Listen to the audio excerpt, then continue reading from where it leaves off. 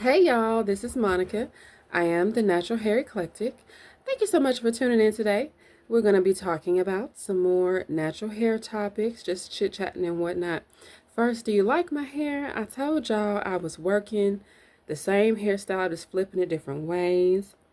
Still got these same cornrows in the front. Okay, what I've been doing is doing a twist out on the back so the texture looks just slightly different. And I don't know if you're going to be able to see. Just got those braids pinned. Let this out in the back. Ah, voila. Or you really can just leave the braids out and just tuck them behind your ear if you want. But whatever. This has been working for me. Very easy style for me to do on the go. Anyway, today's question is going to be, what's the best way to go natural? Big chop or transition? Um, you know, and really kind of a silly question to me, but I understand, so we'll go into it. Really, there is no better way to go natural. The key is just that you're going natural, right? As long as you're going natural and you get to natural, then that's all that matters. It doesn't matter how you get there. Um, One, the other, both. I did both. I transitioned, then I did a big chop.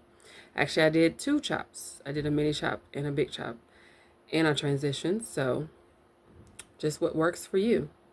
It's all about your personal preference and your comfort level, right? That's really going to be the main reasons as to why you would just do a big chop and get it out the way or grow it out. So let's just talk about it.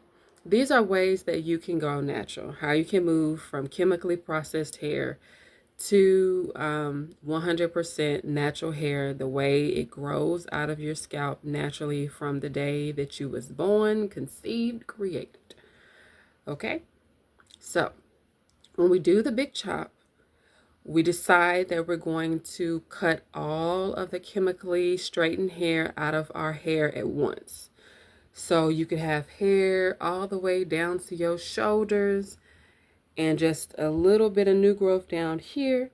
And you just cut all of that straight hair out and you have just your new growth down here. Usually when people do the big chop, they end up with a teeny weeny afro, or what you may hear people say is a TWA. Okay, some people go completely bald, totally up to personal preference. So that's what a teeny weeny afro is, and that's usually how you get there, right? Now, the other option for you is to transition the hair. And transitioning is just growing the hair out. So where you would have normally went to get retouches as your new growth came in, if you're wearing your hair chemically straightened, you stop doing that and you just allow the new growth to keep growing in. And on the dates and times that you would have normally went to get a retouch, you're going to cut the ends of your hair. You're going to keep cutting the straightened hair out and keep letting your new growth come in until eventually you cut all of the chemically straightened hair out. And that's how that works. Um, you can cut more or less. You can literally just take years to transition and just slowly cut it out. Or you can transition for a little bit like I did, and then just when you get to a length that you feel like you're comfortable with, then just cut all the rest of it out. Totally up to you. But that's what transitioning is. So now let's talk about the benefits and disadvantages of the big chop versus transitioning. Of course, the biggest advantage to the big chop is you're doing a big chop. So if you want to go natural, if you chop it all off, the chemically straightened hair out at once, then you're going to get to natural quicker. It's a one and done type of thing. You're done.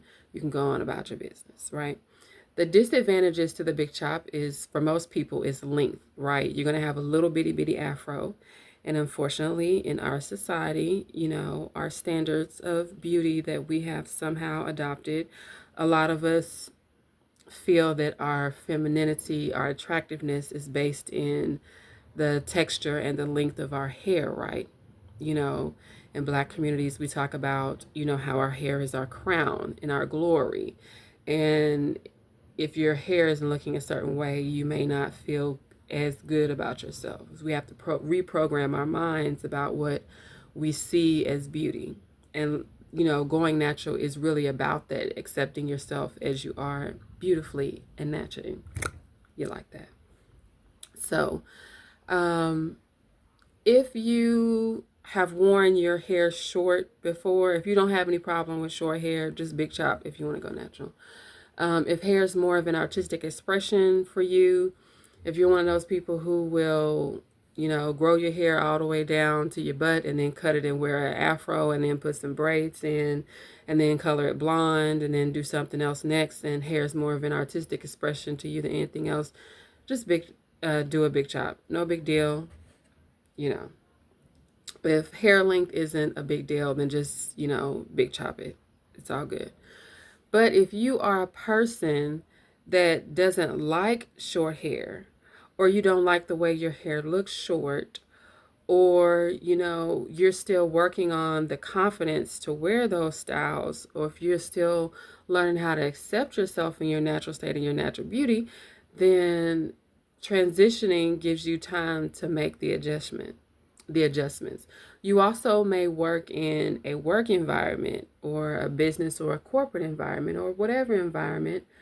Maybe it's, your family or your friends that, some of us, I had older parents that grew up with the ideal that, you need to keep your hair, managed and maintained in a certain way. Black women like making sure your hair was neat and, whatever is important.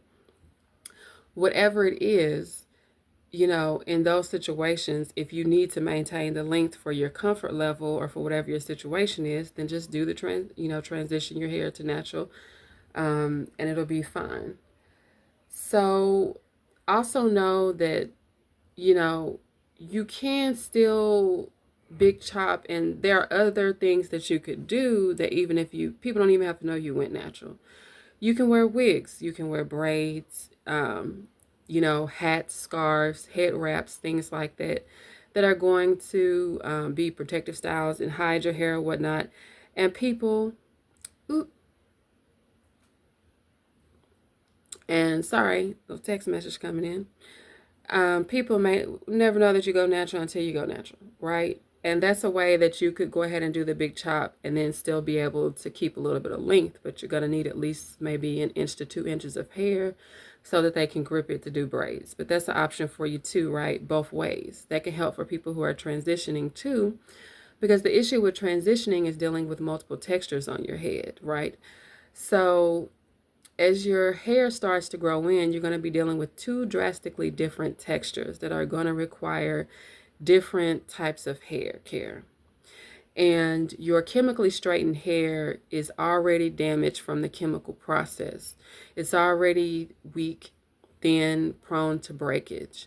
Your new growth that's coming in is fine, but that little line where the new growth meets the chemically straightened hair is going to be a problem. You can experience a lot of breakage at that point if you're, not really careful. So you want to make sure that you're definitely moisturizing, conditioning with protein conditioners that are going to help to strengthen the hair. And you're going to want to do styles that are going to blend the texture so you don't have that look. If I can, I'll insert a picture right here.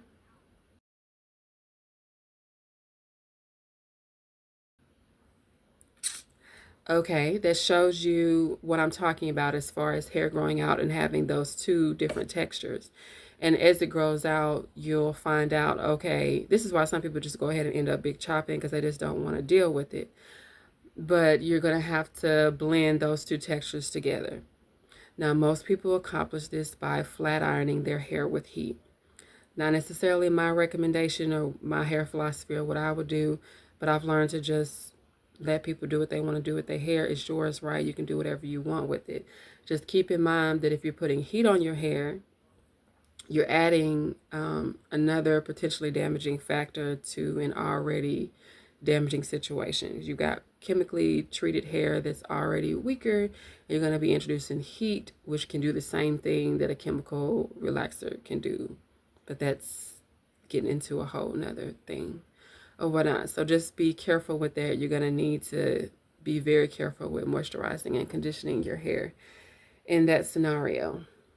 The best thing to do is to do transitioning styles that blend the hair to match your natural texture versus the chemically straightened texture. So that's usually going to be like your out styles: twist out, braid out, knot out. I used to wear knot outs a lot. I'm going to insert a picture here.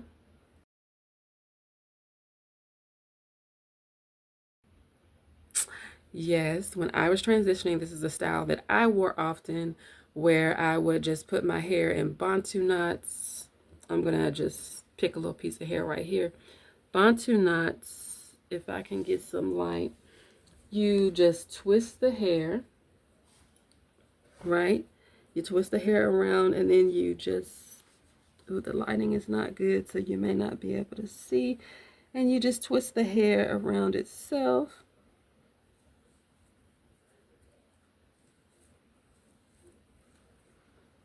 Right? You can probably see that better now. And then I would just put these little knots all over my head. And then when I got ready in the morning, I would just unwind them, take them down. Okay, and then you can carefully separate it with some oil on your hands, preferably, so you don't lose definition. And I would just wear my hair like that. Also sets, any type of roller set type of style, wet setting the hair. I used to like those little sponge rollers. Ooh, they are sending me lots of stuff. I used to like those little purple sponge rollers, regular magnetic rollers or whatever. There's so many things out there you can use, you know, and you'll be good. So that's pretty much it. I think I've covered everything. So there really isn't any better way to do it. It's all about your personal preference and your comfort level. Excuse me. In all situations, I recommend that you just do your research in advance. Don't jump in unless you're one of those people that doesn't really care, and and you're dedicated and committed to it, and you know it's what you want to do and you're going to stick with it. Make sure you do your research first and that you have an idea of how you're going to take care of your hair, treat your hair, manage it, that you have a plan going forward, that you understand the science of hair. I'll put some links down in the description box again so that you can look back at that, so that you're prepared and you know what to do, But anyway, y'all, it's been lovely chatting with you, but honey, I got things that I got to do today, so I'm going to go ahead and get out of here. It's been lovely talking with you all. I hope to chat with you again soon. We'll do some more hair videos. We will be getting into soap making. Of course, I have to give you my garden updates, whether you want to watch them or not, because I'm all about gardening these days. And we'll just talk about a little bit of everything. But for right now, I'm going to sign out. Thank you so much for tuning in. If you have any questions about transitioning to natural or doing the big chop to go natural or going natural, period, just email the Natural Hair Eclectic at yahoo.com. I'll get back to you as soon as I can. Leave a comment below. And as always, make sure you like, subscribe to the channel, share it with somebody that could benefit from this knowledge.